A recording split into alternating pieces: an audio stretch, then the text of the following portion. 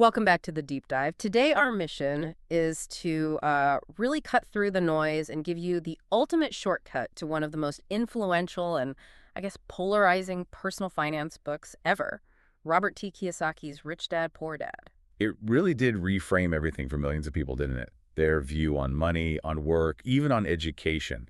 It's all presented as this, semi-autobiographical story. Right, a story contrasting two paths. We're not reading a textbook here. We're trying to pull out the core philosophy that made this book stick around for so long. And that power really comes from this central conflict he sets up.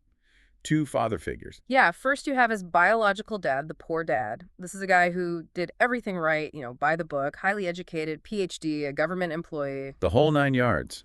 Prioritized job security, academic achievement, but always struggled with money. And then on the other side, there's the rich dad, his best friend's father. And he's the total opposite. An 8th-grade dropout, but a brilliant entrepreneur and investor. The whole book is built on this idea that our traditional school system, the one the poor dad mastered, completely fails to teach financial literacy. So right from page one, it's challenging you. It's asking, are you following the path of, let's say, security and struggle, or the path of risk and wealth? It's a total reframe. And he says it starts not with changing your job, but with changing your intelligence. Okay, so let's unpack that. This idea that true wealth starts with a different kind of IQ. What does he really mean by financial IQ over, say, academic IQ? Well, what's so interesting is how specific he gets. He's not just saying be smart with money. He's saying that your academic smarts, how well you did in history class, won't save you from the rat race. Right. Financial IQ is a toolkit. It's accounting, it's investing, understanding markets, a bit of law, management skills. It's being fluent in the language of money. That's a huge distinction, because we're sort of taught to believe that if you're a doctor or a lawyer, you must be good with money. But that's not always true. You can be a genius in your field and be, drowning in debt. And the point of raising that financial IQ is to escape what he calls the rat race. Which is that paycheck-to-paycheck cycle. You work harder, make more money, but your expenses just rise to meet it. You're just running faster on the same treadmill. Exactly.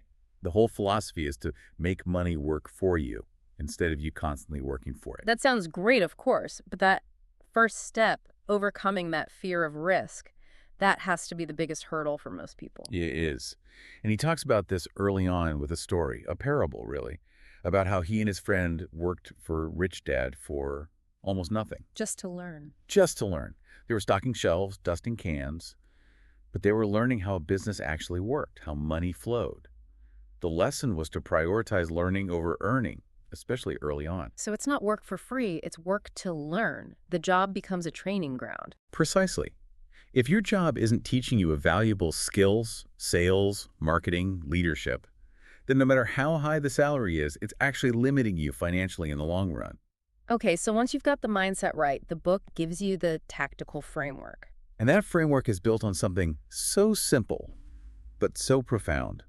It's the one concept he hammers home over and over, the difference between an asset and a liability. This is where it gets really important. If you only take one thing away from this deep dive, it should probably be this. We all think we know these terms, but he defines them purely by cash flow. We have to be crystal clear here. An asset is anything that puts money into your pocket. That's it. Think of a rental property where the rent covers all the costs and you still get a surplus. Or a dividend-paying stock. Or a dividend stock, or a business that runs without you. Money is flowing to you. A liability, on the other hand, takes money out of your pocket. And his classic controversial example is your own house. It's so controversial because on a balance sheet, it's an asset. But month to month, it's a cash flow drain. You're paying mortgage, taxes, insurance, repairs. Money is flowing out. So a luxury car is a liability. That boat is a liability. Absolutely. And the rich, he says, focus on building their asset column first. They use their income to buy things that generate more income. Their assets then pay for their lifestyle, not their paycheck. So if I use my salary to buy a small rental property, and that property pays me every month, that's an asset. But if I use that same money to buy a bigger personal home, that costs me more each month. That's a liability. You got it. The direction of the cash flow is the only thing that matters in his world. Okay, so if that's where cash should flow to, the asset column, what about where it flows from? Our jobs. This leads right to the cash flow quadrant. Right. This is his model for categorizing how people earn money. It's 4 letters. E for employee, S for self-employed, B for business owner, and I for investor. And most of us live on the left side, in ENS. We're trading our time for money if we stop working. The money stops. And the distinction that trips people up is between S and B. An S, self-employed, could be a highly paid doctor or lawyer. They make great money, but they are the system. They own a job. If that dentist stops working for 6 months, the income stops. Exactly. But a B, a business owner, owns a system that works without them. Think of someone who owns 3 dental clinics with managers and staff. The system makes the money, not their personal time. So the goal is to move from the left side of the quadrant to the right side, to B and I. That's where you find scalability and passive income. That's where he says true freedom lies. Let's get into the practical takeaways. He boils it all down into these pivotal lessons. Lesson 1, the rich don't work for money. How does that actually play out? It's a strategic choice. The poor and middle class are often driven by fear of not paying bills, so they chase a bigger paycheck, a promotion. Which just locks them deeper into the rat race. Right. The rich are driven by building systems. They use extra money to buy an asset, a stock, a piece of real estate, so that money starts earning more money even when they're asleep. They're building independent income streams. That's the whole game. You're free when your income from assets is more than your monthly expenses. Okay, next up is lesson 2. Mind your own business.